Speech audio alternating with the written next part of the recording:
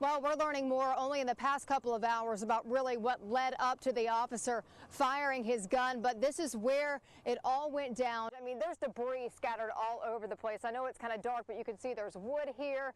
This looks like it could be some kind of like siding or maybe some sort of roofing. And this car right here, from what it looked like someone was trying to sell it. 22, that's the number of titles both Steffi Graf and Serena Williams hold. But today, Serena set a record of her own. Sports anchor Mary Kate Burgess joins us now with more. And I understand, too, that with this win, she got some pretty snazzy Air Jordans. The biggest problem a lot of these workers have been dealing with is the cold conditions, because when they came out here around 9 o'clock last night, it was somewhere around 70 degrees. But man, it's a whole different story this morning. New video from the scene of breaking news that's happening right now in Canada, where we have just learned minutes ago that at least 5 people are dead following a deadly shooting at a mosque. This was going to be a history-making game, no matter who won this. And talk about that second half. Pat's really showing their experience. I wasn't scared of storms before, but I sure am now. This is why. Damage, destruction, homes leveled. Looking at this video, the city of Perryville looks like a giant lost and found, each pile filled with emotion. Mind-blowing. They say a picture is worth 1,000 words. She had her paint room upstairs. Kirsten Haas is brushing the dust off to reveal the story behind this one. My grandma painted this. She had all 4 walls covered with her paintings. Those paintings inspired by those she held close. She painted all her kids, all her grandkids, and she has 30 plus grandkids. This one, her aunt and uncle. This is the second family portrait we have recovered. Found in a ditch by this Illinois couple. We found it on Trico Road. They couldn't believe how far it traveled. Up in the air, you know, for 40 miles probably, and it looks as good as it does. All it took was a post to Facebook. It surprised me we found the owner as quick as we did. It's in a lot better condition. It gives you, a reason to smile in the middle of all this, Happy to come away with a piece of her grandmother she thought she'd never see again. It's just another evening on the job for Marion Police Sergeant Justin Francis. Everybody going home, that's usually your speeding. A lot of your traffic crashes occur between the hours of 4 and 6. And Francis says both are most likely to happen here on Route 13. 75% to 80% of our citations for speeding are going to be on Route 13. It goes from a 65-mile-an-hour zone to, when you get into the city of Marion, a 55-mile-an-hour zone. It reduces to a 45, and then it further reduces to a 35. And a lot of people continue to come through town anywhere from 65 to 70 miles an hour. And in less than 10 minutes, this truck is 66. So this guy went through the courtesy of actually pulling off of Route 13 onto a side street, and he's pulled completely off of the roadway for my safety. So this has already awarded this guy with a lot of points. How you doing, brother? When I walked up there, he had both hands on the steering wheel. He's not fishing around in the car. Just very, very compliant and cooperative driver. So that goes a long way with me. So this guy's definitely going to be getting a warning. Maybe something to keep in mind next time you get pulled over. 10-6 secure. But remember, each department's going to be different, and each officer is going to be different. 342 Sykeston. Take Sykeston DPS officer Martin Zimmerman. I'm pretty lenient. I like to give a grace speed, so you're doing 9 under. I understand. Just slow it down for me. If you find yourself traveling through Sykeston, keep your speed in check on Ingram. Everybody coming into town doing 55 and a 35, 60 and a 35. At least 5 police units patrol the city at any given time. I clocked you doing 36 and a 20. Sir, did you know this was a school zone here? And sometimes even more than that. 1964-0724. From 3 to 11, that's your busy shift. We have what's called a power squad, and they'll intervene, and they'll start pulling people over. They'll start helping us with our calls if our load exceeds what we can handle. Here's your license back, and here's your paper copy. So some things to take away from this. Your compliance and attitude can make a huge difference. Consider keeping your registration and proof of insurance in a place you can get to it easily. That'll keep you from having to fidget around too much in your car.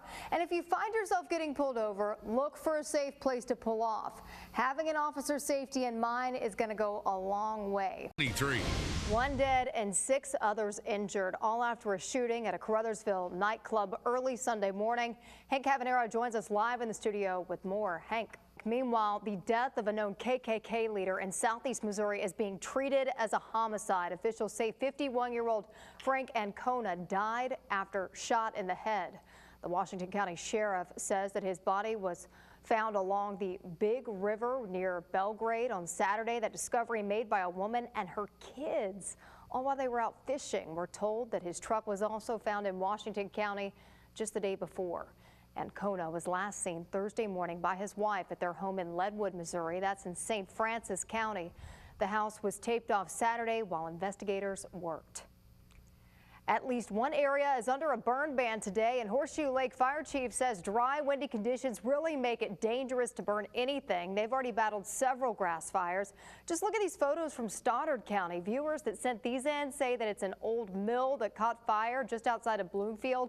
The Sheriff's Department's dispatch says that crews were on the scene all afternoon.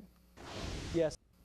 President Trump is standing up to North Korea and refusing to back down on his immigration order. Garrett Tinney has the latest tonight. News. Well, it's Immigration 101. Texas teachers now getting schooled on how to address students who fear that their parents will be deported.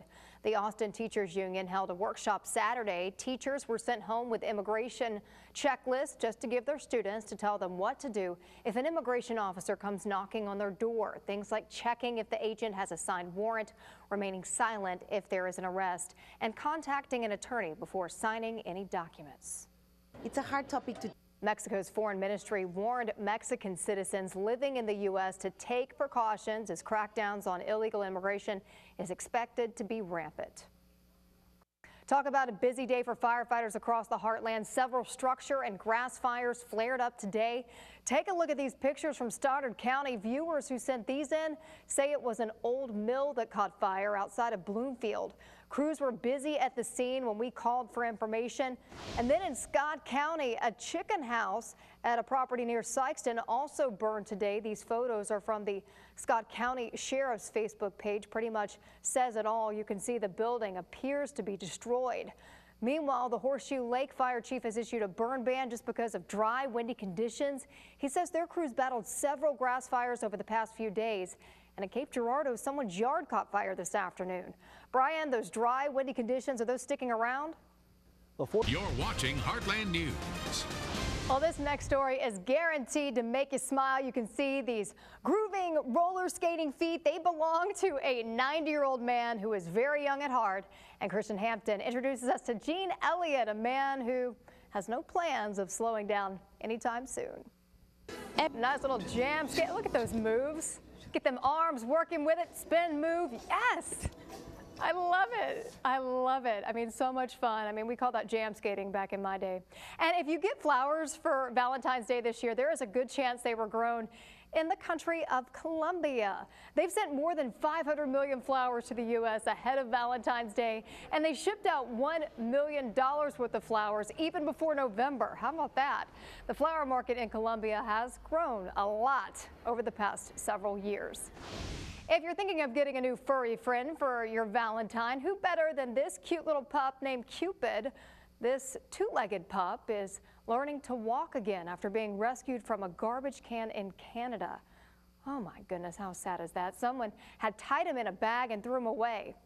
Just a sweet little thing here. Look at that personality. Luckily, someone who found Cupid took him to a shelter, even got prosthetic front legs. And the good news, Cupid is expected to be available for adoption by the end of February. And the shelter says that they named him that because he's stealing hearts all over the place.